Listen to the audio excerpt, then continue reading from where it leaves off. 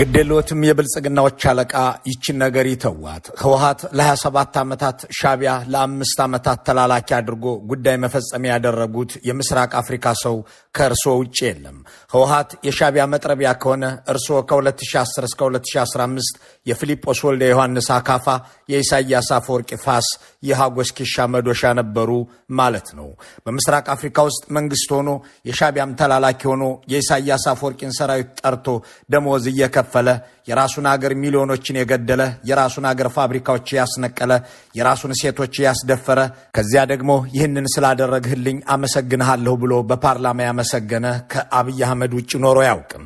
ታዲያ ከዚህ በላይ መጥረቢያነት ከዚህስ በላይ አካፋና መዶሻነት አለ ወይ ብሎ መጠየቅ ሾርት ሚሞሪያም የሚለው ስድብ የማይመለከታቸው ኢትዮጵያን ሁሉ ኃላፊነት ይሆናል።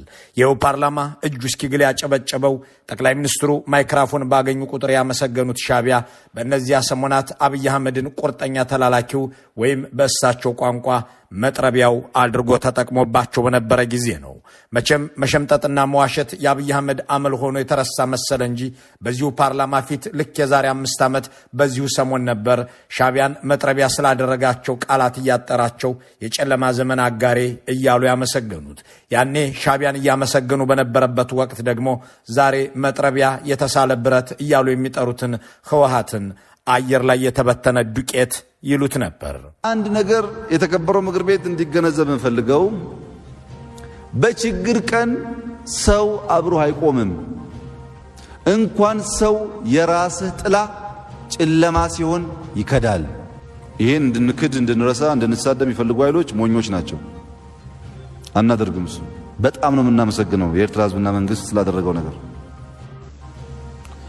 አሁን ለትግራይ ህዝብ፣ ለትግራይ ወዳጆች፣ ለተከበረው ምክር ቤት መግለጽ የምፈልገው ቲፒኤልኤፍ ማለት በንፋስ ላይ እንደተበተነ ዱቄት ማለት ነው። ዘንድሮ ከኤርትራ ጋር ታርቀን ባይሆን ኖሮ ምን ሊፈጠር እንደሚችል መገመት ያስቸግራል። እኒህን ጠቅላይ ሚኒስትር እንደ ትክክለኛ ሰው የቆጠረ አንድም በሆዱ የወደቀ ሁለትም ከእውነት የተጣላ ሶስትም በጥላቻ የተዘፈቀ መሆን አለበት የሚል ክርክር ያለው ሰው ስለ ሰላም ስምምነቱ ባለፉት 3 ዓመታት በተለያዩ ጊዜያት ያደረጉትን ንግግርም ዋቢ ማድረግ ይችላል። ትናንት በፓርላማ ባሰሙት ንግግር ፕሪቶሪያ ድረስ ሄደን የተፈራረምነው አሸንፈን ስለነበረ ነው ብለዋል። አምና ደግሞ ልናሸንፍ ስንል ነበር ብለዋል። ከ3 ዓመት በፊት ደግሞ ልናሸንፍ ስላልቻልን ነው ሲሉ ተናግረዋል። እነዚህን 3 ንግግሮች የተናገሩት ለዚሁ ፓርላማ እዚሁ ወንበር ላይ በዚህ መልኩ ተቀምጠው ነው። ለማስረጃ የሆነን ዘንድ ከትናንቱ ንግግራቸው ወደ ታቻምናው እየተመለስን እናስታውስ። ፕሪቶሪያ እንደ ድርድር ብቻ መታየት ያለበት ጉዳይ አይመስለኝም። ብዙ ውጤት ያስገኘ የሰላም ስምምነት ነው። ከሁሉ በላይ አሸናፊና ተሸናፊ እኩል ቁጭ ብለው የተወያዩበት ድርድር ነው። መንግስት ካሸነፈ በኋላ የተሸነፈውን ኃይል አስቀምጦ ተደራድሮ የሰኔ 2018 አብይ አህመድ ሲናገሩ የፕሪቶሪያ ስምምነትን የተፈራረሙት ድል አድርገው በእሳቸው ይሁንታና ችሮታ ነው። የካቲት 2017 አብይ አህመድ ደግሞ ድል ሊያደርጉ ሲሉ አቋርጠው ወደ ድርድር የገቡ ናቸው። ፕሪቶሪያ ለትግራይ ህዝብ እፎይታ አመጣው። ለኢትዮጵያ ደግሞ አዲስ ባህል ፈጥሯል። ለካ መንግስት እያሸነፈ ማጥፋት እየቻለ ሰላም ይበልጣል ብሎ አቁሞ ውጊያ ለተዋጉት የተፋለሙት ኃይሎች መንግስት ይሰጣል የሚል ለብዙ ሀገራት ልምድ የሚሆን ለኛም ልምድ የሚሆን አዲስ ባህል ፈጥሯል። የአምናው አብይ አህመድ እንዲህ ሲናገሩ እንደ ትናንቱ አብይ አህመድ አሸንፈው ሳይሆን ገና እያሸነፉ ነበር። እንዲህ ብለው ሲናገሩ ግን ግዴለዎትም አለቃ ከ3 ዓመት በፊት የሰላም ስምምነቱን የፈረምነው ጦርነቱ ስለማያልቅ ውሃ በወንፊት ስለሆነብን ነው።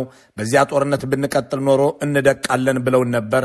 አሁን ደግሞ ልንጨርሰው ነበር ማለቶ የእርሶን ዋሾነት የሚያሳይ እንጂ ሌላ አይደለም ብሎ የሚከራከር ሾርት ሚሞሪ የሌለው ሰው የሰላም ስምምነቱን ተፈራርመው በተመለሱ በ13ኛው ቀን በዚሁ ወንበር ላይ ተቀምጠው ያደረጉትን ንግግር እማኝ ማድረግ ይችላል። ድርድርን በሚመለከት የተከበረው ምክር ቤት ቢገነዘብ መልካም የሚሆነው አንደኛ የማያልቅ ጦርነት ውሃ በወንፊት ነው።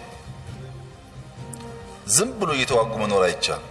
ውሃ በወንፊት ዘግኖ ከአንድ ጫፍ ሌላ ጫፍ መውሰድ እንደማይቻለው በቀጣይነት በውጊያ ሰርክል ውስጥ ምንሽከረከር ከሆነም የምናስባቸውን ጉዳዮች ልናሳካ አንችልም። ሰላምና ብልጽግናን ለማስቀጠል ሲባል ጦርነት ማቆም በእጅጉ ያስፈልጋል።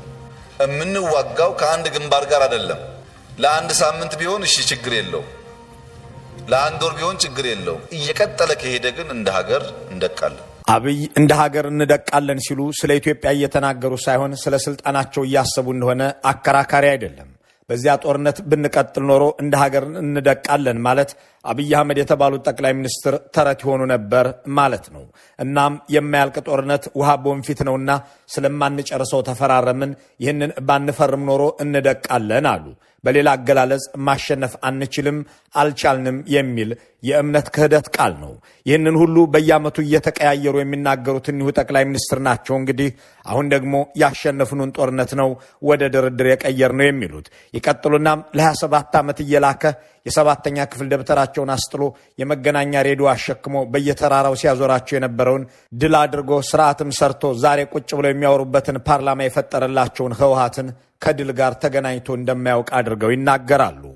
በፍጹም አትጠብቁ። ድልና ቲፒኤልኤፍ አራምባና ቆቦ ናቸው። ከጥቂት ዓመታት በፊት የነበራቸው መዝሙር ህወሓት አየር ላይ የተበተነ ዱቄት ነው የሚል ነበር። አሁን ደግሞ ከድል ጋር አራባና ቆቦ ናቸው ይላሉ።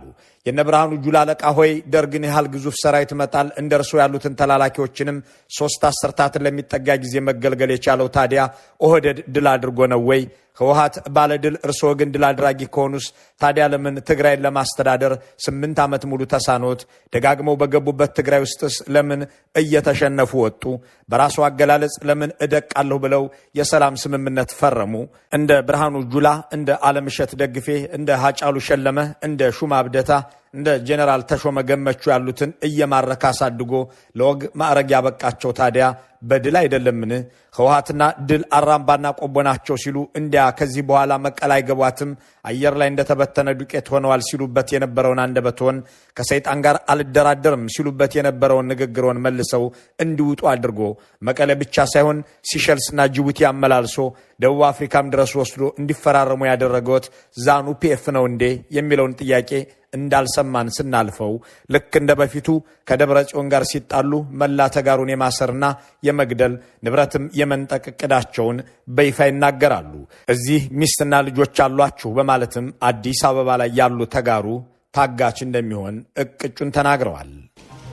አሁን ዛሬ እዛ ሰላም የሚያውቁ ኃይሎች ሚስቶቻቸው፣ ልጆቻቸው ከፊሉ አዲስ አበባ፣ አብዛኛው ውጭ ሀገር እንዳሉ እናውቃለን።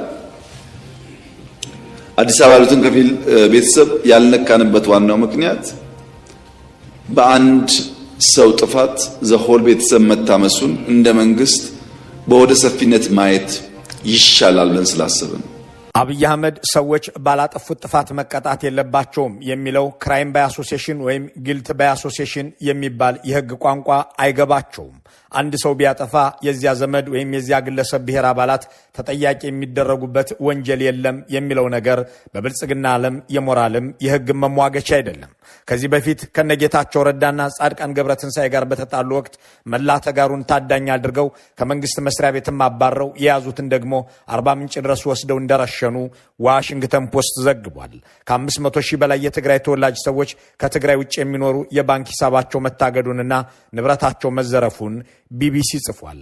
የትግራይ ተወላጅ የሆነ ሰው ጁንታ እየተባለ በአገር ውስጥ መንቀሳቀስ ከሀገር መውጣት እንዳይችል ተደርጎ በአዲስ አበባና በዋና ዋና ከተሞች ብቻ 78 ሺህ የትግራይ ተወላጆች ብሔራቸውን መሰረት ያደረገ ጅምላ ፈሳና እስራት እንደተፈጸመባቸው የተባበሩት መንግስታት ገልጿል።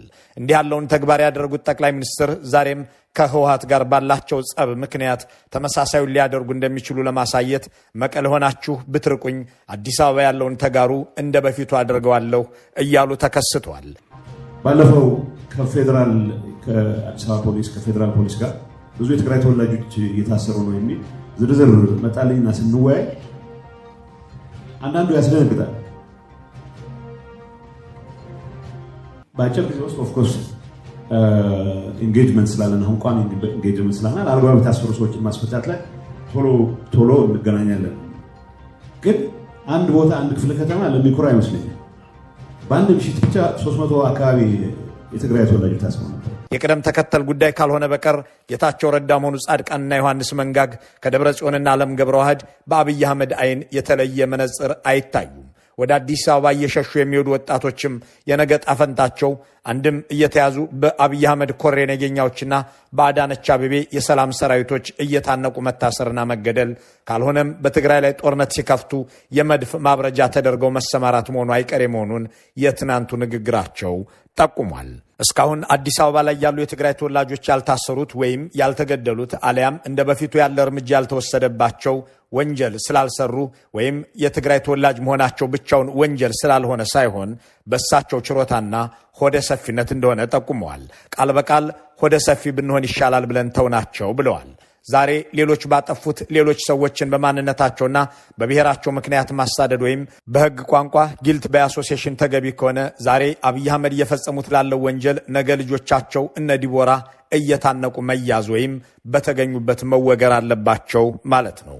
ከጥቂት ዓመታት በፊት ከዮሐንስ ገብረ መስቀልና ከሳሞራ ዩኑስ ፎቆች በቀር የትግራዋይ ንብረት በሙሉ የጁንታ ንብረት ነው ተብሎ እንደተወረሰ ሁሉ አሁንም ከትግራይ ውጭ ያለ የትግራይ ተወላጆች ንብረታቸው አደጋ ውስጥ እንደሆነና እንደሚወረስ ሲጠቁሙ ደግሞ እንደሚከተለው ነው።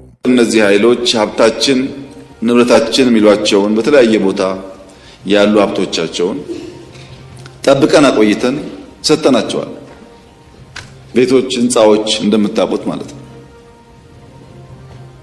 ከየት መጣ ብለን በቀላሉ ምክንያት ፈጥረን መውረስ የምንችላቸውን ሀብቶች ለሰላም ሲባል አቆይተን መልሰናል። አሁን ግን 22 እና መገናኛ ህንፃ አስቀምጠህ እዛ በመቀመጥ አይሆንም ማለት ነው። ተቀይሯል ጊዜው።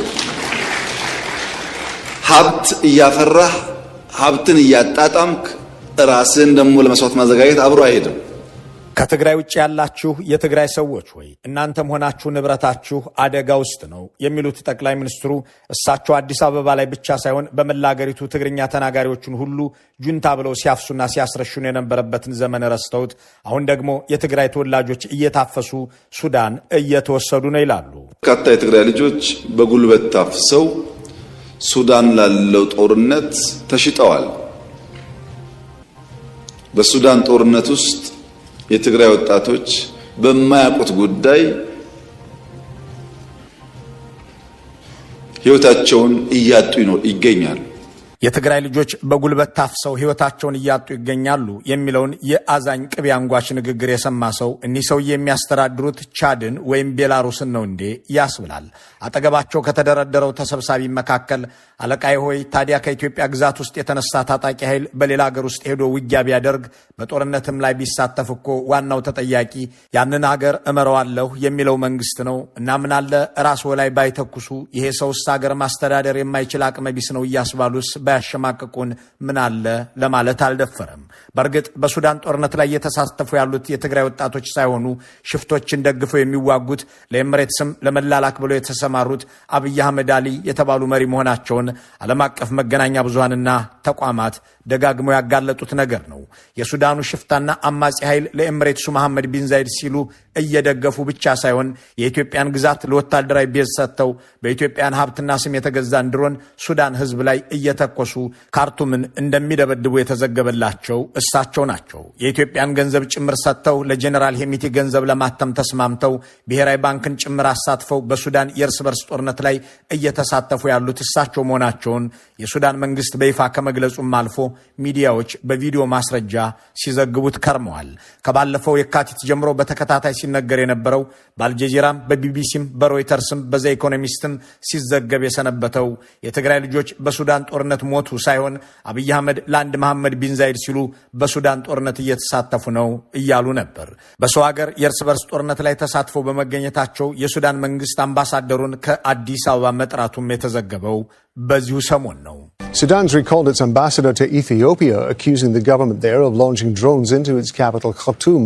A top army general says an investigation into Monday's incident revealed that the drones were supplied by the United Arab Emirates. ሱዳን አምባሳደሯን ከአዲስ አበባ ጠራች። ምክንያቱም የኢትዮጵያ መንግስት ካርቱምን በድሮን ደብድቧልና ይህንን ድሮን ለአብይ አህመድ ተኩሰው ብላ የሰጠችውም የተባበሩት አረብ ኤምሬትስ ነች የሚለውን የአልጀዚራ ዘገባ በርካቶች ሲቀባበሉት ከርመዋል። ጠቅላይ ሚኒስትር አብይ ግን በዚህ ጉዳይ ላይ ማብራሪያ ከመስጠት ይልቅ ያልተባለውን ብለው በሱዳን ጦርነት የትግራይ ልጆች እየተዋጉ ነው ይላሉ። ሚሊዮን ተጋሩን በማንነታቸው እየፈለጉ የገደሉ ሰው እንዲህ ያለ ንግግር ሲናገሩ ለትግራይ ሰው አዝነው እንዳልሆነ ይታወቃል። ዓላማቸው የትግራይ ወጣት የኔ ብቻ ሳይሆን የቀጠናውም ችግር ነው ለማለት ነው። በኋላ ላይ እየለቀሙ ለሚያስሩት የትግራይ ልጅም ምክንያት ሲያቀርቡ የምስራቅ አፍሪካ ጠንቅ ስለሆነ የሚል ነገር ለማዘጋጀት ነው። ሱዳንን በድሮን ደብድበሃል ብሎ ዓለም ሲያወግዛቸው አይ የሱዳን ጦር የትግራይ ታጣቂን ይዞ ሄሚቲን እየተዋጋ ነው ብለው የአርኤስኤፍን እምባ ሲያለቅሱ ግን ወይ አለማወቅ ማስባሉ ልክ ነው። አንተ የኤርትራን ጦር አምጥተህ የሶማሊያን ምልምል አስገብተህ ስትዋጋ የኤምሬትስን ጠመንጃ ይዘህም ስትዋጋ የሱዳን መንግስትስ የፈለገውን አስገብቶ ቢዋጋ ምን አገባህ የሚላቸው የለምና ይህንን እንትወው። በሱዳን ጦርነት የአገሬ ወጣቶች እየተሳተፉ ነው ብሎ ንግግር በራስ ላይ እንደመተኮስ የሚቆጠር አደገኛ ነገር ነው ብሎ አብይ አህመድን መምከር ስለ ዓለም አቀፍ ግንኙነትና ዲፕሎማሲ ይረዱ ዘንድ 8 የስልጣን ዓመታት ላልበቃቸው እሳቸው አድካሚ ነው። በዓለም አቀፍ ሕግ ልማድና አሰራር የትኛውም ታጣቂ መንግስትን የሚቃወም ሆነ የሚደግፍ ኃይል ከአንድ ሉዓላዊ ግዛት ወጥቶ ጎረቤት ሀገራትን ቢያጠቃ ወይም በዚያ አንዳች ጉዳት ቢያደርስ ተጠያቂው ታጣቂው ኃይል የተፈጠረበት ሀገር መንግስት ነው። ይህንን የሚለው የአገራት ተጠያቂነትን ለመወሰን የወጣው ዓለም አቀፍ ድንጋጌ አርቲክል ኦን ስቴት ሬስፖንሲቢሊቲ አንቀጽ 2 ሲሆን አንድ መንግስት ከሀገር ግዛቱ የሚነሳ ምንም አይነት ታጣቂ ኃይል በጎረቤቶቹ ላይ ጉዳት እንዳያደርስ የመከላከልና የመጠበቅ ዓለም አቀፍ ግዴታ እንዳለበት